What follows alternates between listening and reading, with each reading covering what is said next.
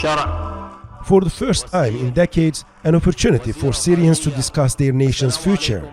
The Syrian National Dialogue Conference seeks to unify the country's fragmented communities and address key issues like transitional justice, constitutional reforms, and economic recovery. This is a period of rebuilding our country after decades of destruction and devastation. Syria is indivisible and our might lies in our unity. During the conference, more than 500 Syrians from different backgrounds and occupations were split into 6 committees, each focusing on a pressing issue. The most important is the Constitutional Committee, which will draft a new constitution for the country over the next 3 years.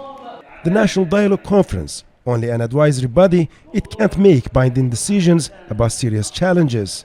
Its goal is shared understanding and eventually national consensus. Syria has just come out of a devastating civil war that caused deep divisions along sectarian and ethnic lines. The National Dialogue Conference aims to promote unity. But the country's sovereignty is also threatened in the south by Israel's army, and the new government's authority is challenged by armed Kurdish groups in the northeast, which control nearly 1/3 of the country's territory. In a closing statement, the attendees said they are determined to address these challenges.